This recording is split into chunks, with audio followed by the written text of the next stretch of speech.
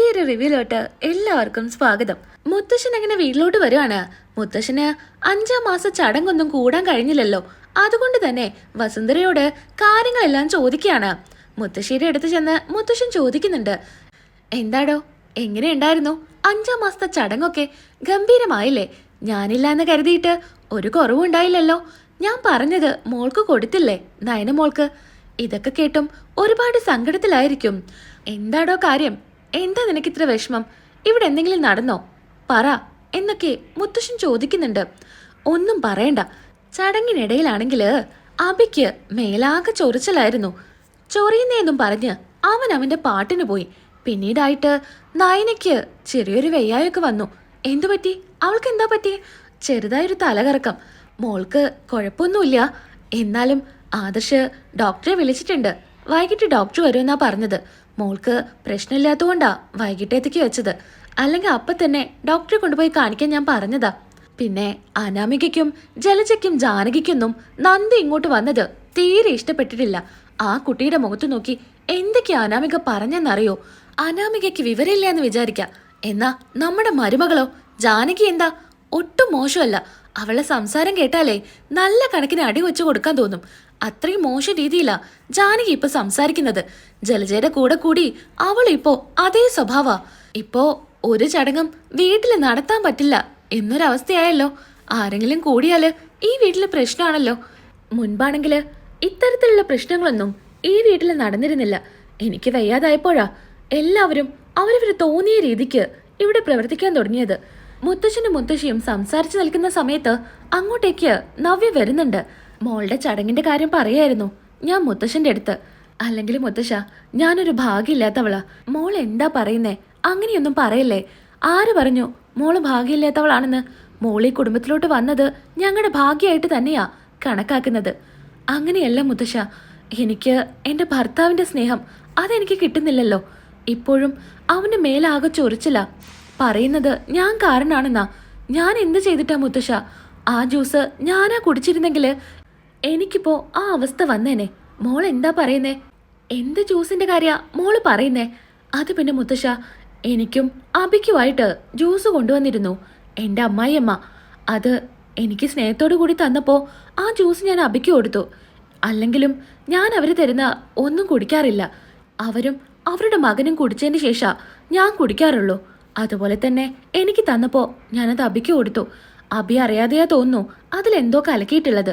അബിയാണെങ്കിൽ അത് കുടിച്ചു. അതുകൊണ്ടാ അബിക്ക് ഇത് സംഭവിച്ചെന്നാ എനിക്ക് തോന്നുന്നേ. മോളെന്താ പറയുന്നേ? ജലജ അതില് എന്തെങ്കിലും കലക്കിയെന്നാണോ? അതെ മുത്തശ്ശ, എനിക്കത് തന്നെയാ തോന്നുന്നേ. മോളെ, നമുക്കത് ഉറപ്പിക്കാനൊന്നും പറ്റില്ല. ജലജ അത്രക്കാരിയൊന്നും അല്ല.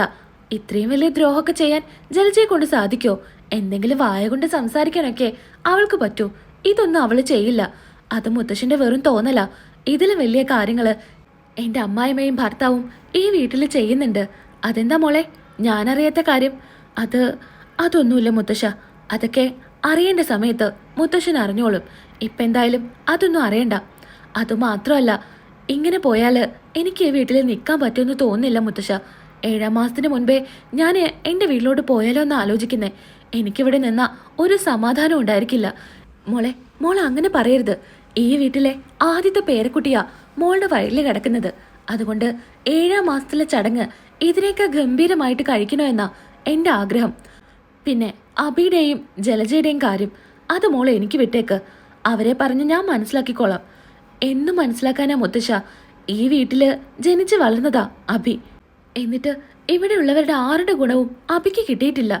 അബിയുടെ സ്വഭാവം ഇവിടെയുള്ള ആരുടെ സ്വഭാവം പോലെയല്ല. എന്നെ കൊണ്ട് അഡ്ജസ്റ്റ് ചെയ്യാൻ പറ്റുന്നില്ല മുത്തശ്ശ. ഞാനിനി എത്ര കാലം ഇവിടെ പിടിച്ചു നിൽക്കാൻ പറ്റുമെന്ന് എനിക്ക് തോന്നുന്നില്ല.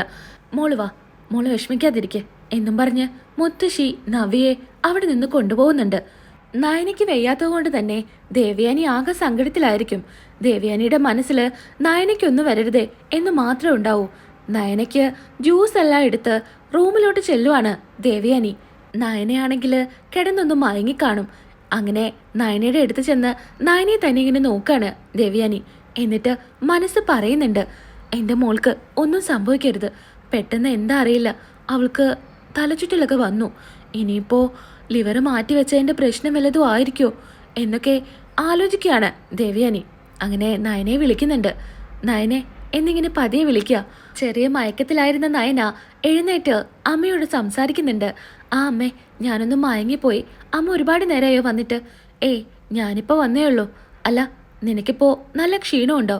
ഇല്ല അമ്മേ, എനിക്ക് കുഴപ്പമൊന്നുമില്ല. ആദർശ് എവിടെ? ആദർശേട്ടൻ പുറത്തോട്ട് പോയി, ഇപ്പോൾ വരുമെന്നാ പറഞ്ഞത്. അല്ല, ഇനിയിപ്പോൾ നീ ഹോസ്പിറ്റലിലോട്ടൊന്നും പോകുന്നില്ലേ? വൈകിട്ട് ഡോക്ടർ ഇങ്ങോട്ട് വന്ന് നോക്കാമെന്നാ പറഞ്ഞേ. അതുകൊണ്ട് ഇനി ഹോസ്പിറ്റലിലോട്ട് പോകണ്ടെന്നാ ആദർശേട്ടൻ പറഞ്ഞത്. നിനക്കിങ്ങനെ ഇടയ്ക്കിടയ്ക്ക് തലചുറ്റലുണ്ടാവാറുണ്ടോ? ആ, ഇടയ്ക്ക് എനിക്ക് BP ലോ ആവും. അപ്പോൾ പിന്നെ തലകറക്കും ക്ഷീണമൊക്കെ തോന്നാറുണ്ട്. അതാ പറഞ്ഞേ ശരീരം നല്ല പോലെ നോക്കണമെന്ന്. ഇതാ ഈ ജ്യൂസ് കുടിക്ക്. അയ്യോ അമ്മേ, എനിക്കൊന്നും വേണ്ട. കുടിക്ക്. ഞാനിത് നിനക്കായിട്ട് ഉണ്ടാക്കിയതാ. ഇനിയിപ്പോൾ ഞാനിത് തിരിച്ചു കൊണ്ടുപോകേണ്ടി വരുമോ? അയ്യോ വേണ്ട, ഞാൻ കുടിച്ചോളാം എന്നും പറഞ്ഞ് നയന ജ്യൂസ് വാങ്ങിക്കുന്നുണ്ട്. അങ്ങനെ ജ്യൂസ് കുറച്ച് കുടിക്കുക. മതി അമ്മേ, എനിക്ക് മതിയായി. നിനക്കായിട്ട് കഷ്ടപ്പെട്ട് ഞാൻ ഉണ്ടാക്കിയതാ. ഇത് മുഴുവൻ കുടിക്കണം. ഇത് കേൾക്കുന്ന നയന ജ്യൂസ് മുഴുവനായിട്ട് കുടിച്ച് ഗ്ലാസ് കൊടുക്കുന്നുണ്ട്. ഇനി നീ റെസ്റ്റ് എടുത്തോ, റൂമിൽ തന്നെ ഇരുന്നാൽ മതി. ഇനി നിനക്ക് എന്തെങ്കിലും ആവശ്യം ഉണ്ടെങ്കിൽ ഇതാ എൻ്റെ നമ്പറിലോട്ട് വിളിച്ചാൽ മതി. എൻ്റെ കയ്യിലെ ഈ ഫോൺ എപ്പോഴും ഉണ്ടാവും. ആവശ്യം പറഞ്ഞാൽ ഞാൻ ഇങ്ങോട്ട് എത്തിച്ചോളാം. നീ ഇവിടെ തന്നെ ഇരുന്നാൽ മതിയെന്നും പറഞ്ഞ് ദേവിയാനി അവിടെ നിന്ന് പോകുന്നുണ്ട്. എന്നാലും അമ്മയ്ക്ക് എന്താ എന്നോട് ഇത്രയും സ്നേഹം എന്നൊക്കെ ആലോചിച്ച് നയൻ ഇങ്ങനെ ഇരിക്കുമായിരിക്കും. പിന്നീട് കാണിക്കുന്നത് അനാമികയെയും ജലജയെയും ജാനകിയെയും ആയിരിക്കും. അങ്ങനെ ഇവർ 3 പേരും സംസാരിക്കുന്നത് ആ ജ്യൂസിൽ പൊടി കലക്കിയ കാര്യമായിരിക്കും. എന്നാലും എൻ്റെ ജലജയെ, നീ ഇങ്ങനൊരു പണി ചെയ്യുമെന്ന് ഞാൻ ഒരിക്കലും കരുതിയില്ല. അത് ഞാൻ നിന്റെ അടുത്ത് നവ്യയ്ക്ക് കൊടുക്കാനല്ലേ പറഞ്ഞത്. ദേ ജാനകി, ഇനി മുഴുവൻ കുറ്റും എൻ്റെ തലയ്ക്കൊന്നും ഇടണ്ട. അത് ഞാൻ നവ്യയ്ക്ക് തന്നെയല്ലേ കൊടുത്തത്. അവളല്ലേ അത് അബിയുടെ കൈ കൊടുത്തത്. എന്നാ മുത്തശ്ശനും മുത്തശ്ശിയും പുറത്തോട്ട് വരുമായിരിക്കും. അപ്പോൾ ഇവർ സംസാരിക്കുന്നതെല്ലാം അവർ കേൾക്കുവാണ്. ഇത് കേൾക്കുന്ന മുത്തശ്ശന് വല്ലാതങ്ങ് ദേഷ്യം വരുന്നുണ്ട്. അബി കുടിച്ച ജ്യൂസ് ഇപ്പൊ നവ്യ എന്ന് പറയുന്നവള് കുടിച്ചിരുന്നെങ്കിലേ അവൾ ഇത് കൂടെ അങ്ങോട്ടും ഇങ്ങോട്ടും ഓടിയനെ. അത് കാണാനുള്ള ഭാഗ്യം തട്ടിത്തെറിപ്പിച്ച് കളഞ്ഞല്ലോ അവള്. അവള് നമ്മൾ വിചാരിക്കുന്ന പോലെയൊന്നും അല്ല, ഭയങ്കര ബുദ്ധിയാ.